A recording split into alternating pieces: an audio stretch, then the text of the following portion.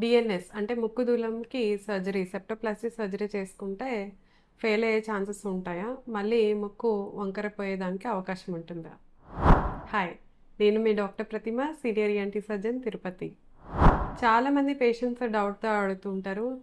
Doctor గారు, నాకు DNS ఉందని చెప్పారు. సెప్టోప్లాస్టీ సర్జరీ అడ్వైస్ చేశారు. మరి సర్జరీ చేసుకుంటే మళ్ళీ ముక్కు దూలం వంకర పోయే అవకాశాలు ఉంటాయా?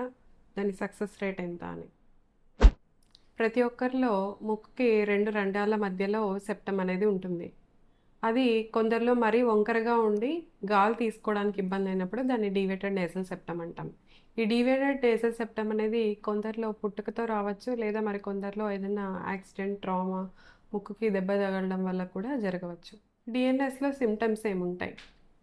చాలామందికి ఒకవైపే ముక్కుతో గాలాడడం, లేదా కొందరిలో 2 వైపులా తీసుకోవడానికి ఇబ్బంది అనేది ఉంటుంది.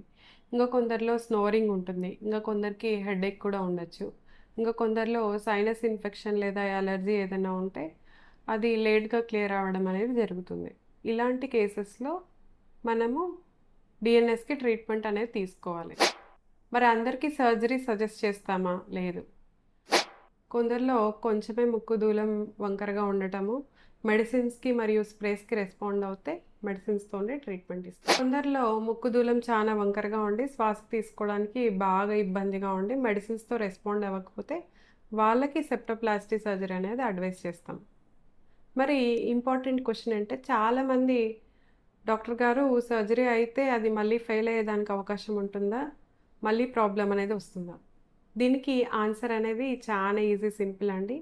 ఒకసారి సెప్టోప్లాస్టీ సర్జరీ అయితే అది సక్సెస్ రేట్ అనేది చాలా ఉంటుంది.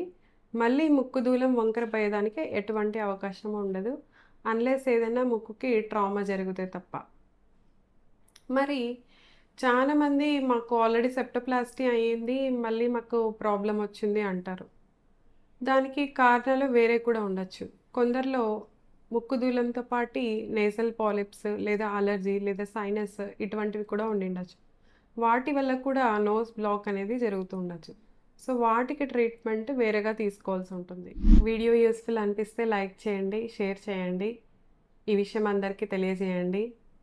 మీకు ఏమైనా డౌట్స్ ఉంటే తప్పకుండా కమెంట్స్‌లో కమెంట్ చేయండి. నేను రిప్లై తప్పకుండా ఇస్తాను. Breathe better, stay healthy. Thank you.